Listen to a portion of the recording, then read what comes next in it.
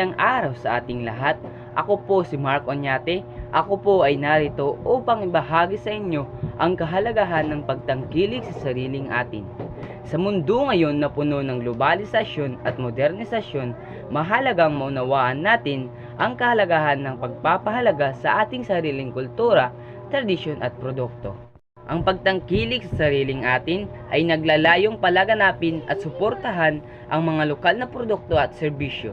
Sa pamamagitan ng pagbili at paggamit ng mga lokal na produkto, tayo ay nagbibigay ng suporta sa ating mga kababayan at nagpapalakas sa ating lokal na ekonomiya.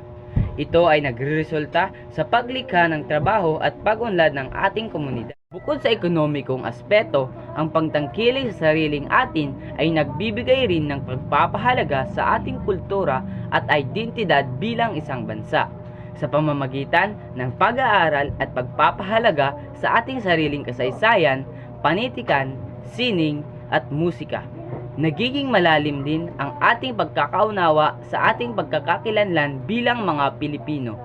Ito ay nagpapalakas sa ating pagkakaisa at pagpamalaki sa ating bansa.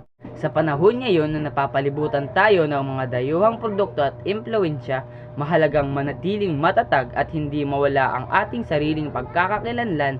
Sa pamamagitan ng pagtangkilik sa sariling atin, ipinapakita natin ang ating pagmamahal sa ating bansa at ang ating pagpapahalaga sa ating mga likas na yaman at talento na taglay natin bilang mga Pilipino. Sa huli, ang pagtangkilik sa sariling atin ay hindi lamang tungkol sa pagbili ng mga lokal na produkto. Ito ay isang pagpapahalaga at pagmamalas sa ating sariling kultura, tradisyon at identidad bilang mga Pilipino. Sa pamamagitan ng pagtangkilik sa sariling atin, tayo ay nagbibigay ng lakas at pag-asa sa ating bansa at nagpapakita ng pagmamahal sa ating mga kababayan. Maraming salamat po sa inyong pakikinig. Sana'y patuloy nating ipagmalaki at suportahan ang ating sariling atin. Mabuhay ang Pilipinas!